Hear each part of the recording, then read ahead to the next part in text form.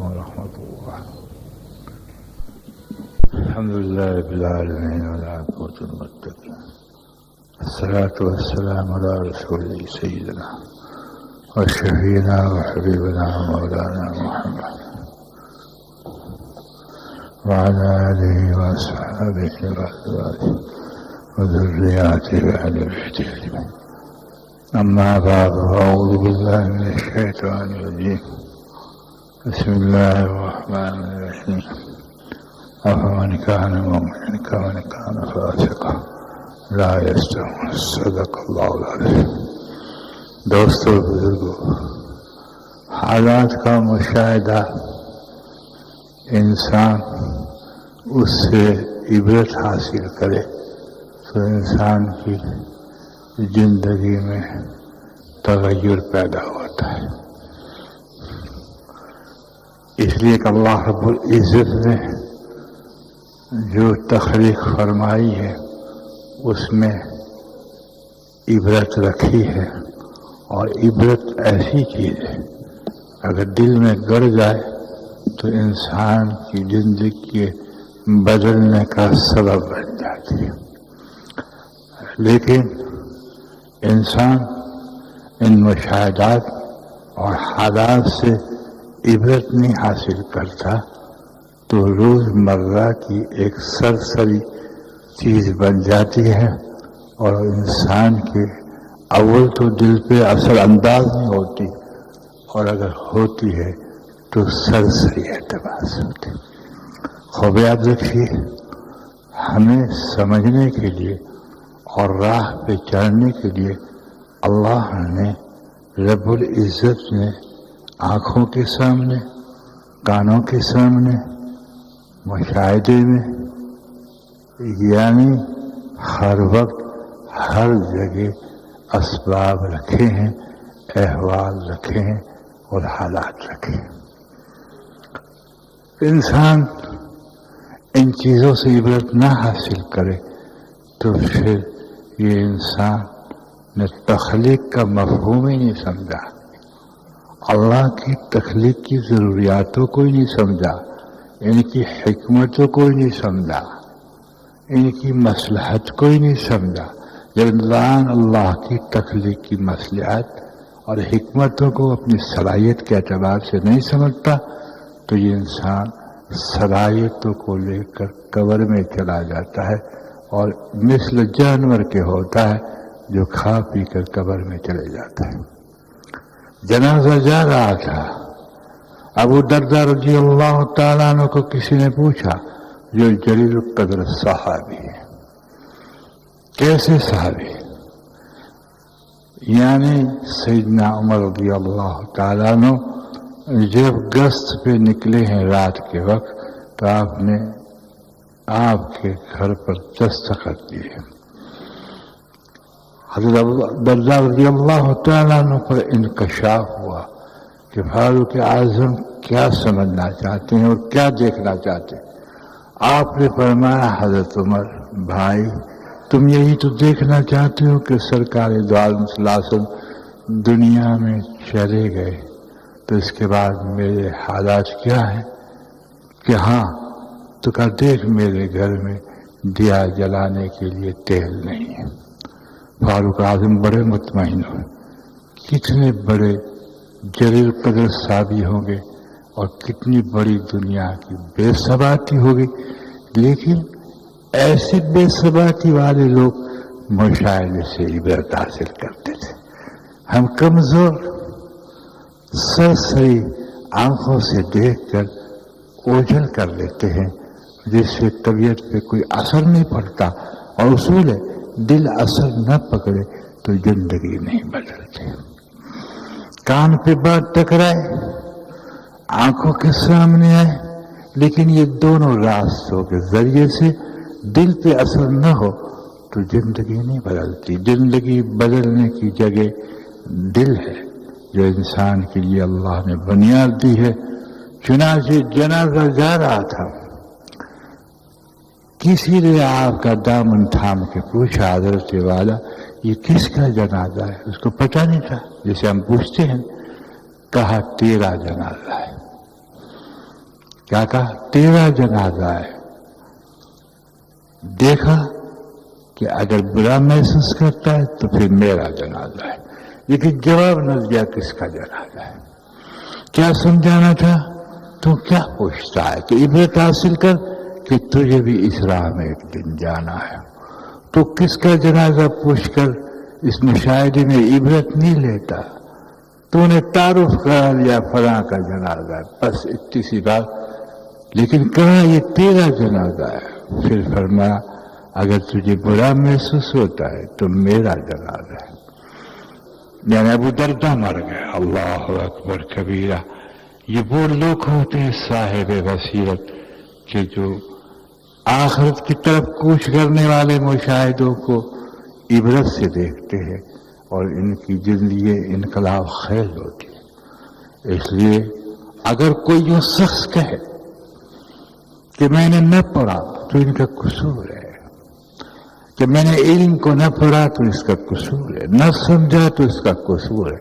لیکن اللہ رب العزت جتنا کہ ان کو عبرتوں سے وہ حاصل کر کے زندگی سنوارنے کے مواقع دیتے ہیں تاکہ اس کو محروم نہ کیا جائے. یہ ناداں تھا. اس نے بات سمجھنے کے لیے، حقیقت سمجھنے کے لیے کچھ محنت نہ کی تو مشاہدوں پہ ڈال دیا کہ جنازہ جا رہا ہے تو عبرت حاصل کرے. ایک ایمبولینس میں بیمار تڑپتا ہوا جا رہا ہے تو عبرت حاصل کرے. اگر ایمبولینس میں نہیں دیکھتا ہے تو کوئی پڑوس یا گھر میں بیمار ہے تو عبرت حاصل کرے. جی ہاں، حالات کے بدلنے میں عبرت حاصل کرے. لیکن انسان ایک سماج اور معاشرے میں رہ کر یاد رکھے جب اس کو نفسانیت سے پرکھنے کی کوشش کرتا تو صرف اس کے پاس بے وجود بے معنی ایک چیز سامنے رہ جاتی ہے کہ فلاں آدمی بیمار ہے اور فلاں آدمی مر گیا. اس لیے اللہ رب العزت نے کسی کو محروم نہیں رکھا اور حجت پوری کرنے سے پہلے کسی کو مارنا پسند نہیں کرتے. اللہ نے ایسی ترتیب اور ایسے حالات پیدا کیے. اس لیے دوستوں بزرگوں، ہر لمحہ ہمیں آنکھ اٹھانے سے بھی، مشاہدے سے بھی عبرت ملتی ہے. آج یہ پیڑ ہرا تھا، کل یہ خشک ہو گیا. اللہ اکبر.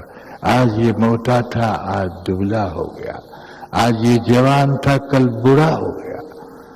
بڑھاپا جوانی کے لیے عبرت ہے سفید ریس دیکھ کر، لیکن بڑے میادار ہے. سرسری انداز سے اڑا دیا. حضرت سوچے دی اگر زندگی ہے تو بڑا بننا. پھر اس کی قواؤں کو پوچھ، یہ کیا کچھ کر سکتا ہے نہیں کر سکتا پوچھ. لیکن اندھا تین قسم کا ہوتا ہے. کافر اندھا ہوتا ہے جو مطلق دل کا اندھا ہوتا ہے. ایک مومن بصیرت رکھتا ہے اور ایک مسلمان میرے جیسا کمزور اندھا ہوتا ہے جو مشاہدے سے کوئی عبرت حاصل نہیں کرتا. یہ 20 قسم کا اندھاپا ہے.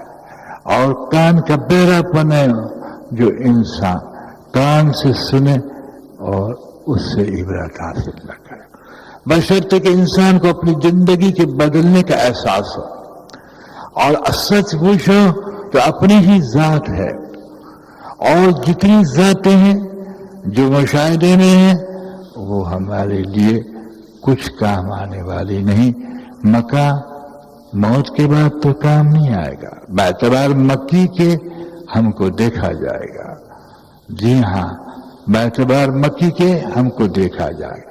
اس لیے اس کائنات کے اندر انسان کی خود کی ایک ذات ہے.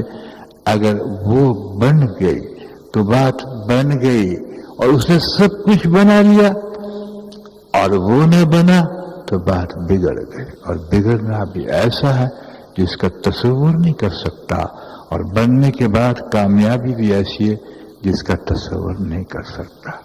یاد رکھیے، انسان اسباب کے نقصوں میں خوب سوچتا ہے. یہ حجاب نورانی ہے انسان کے لیے کہ انسان اللہ کے بارے میں اس طرح سے سوچے. حالانکہ اللہ میں سوچنا مانے کہ لا تفرق فی اللہ تفرق فی الخلق، خلق میں سوچو یہ کیوں کھا، تاکہ عبرتیں ہو، اس کی عظمت دل کے اندر بیٹھے. لیکن ایک انسان اسباب کے خاکے میں خوب سوچتا ہے لیکن اپنی ذات کے بارے میں نہیں سوچتا. فلاں چیز خراب ہے، فلاں چیز اچھی نہیں ہے، وہ سڑ گیا، مچھلی سڑ گئی، سبزی بگڑ گئی.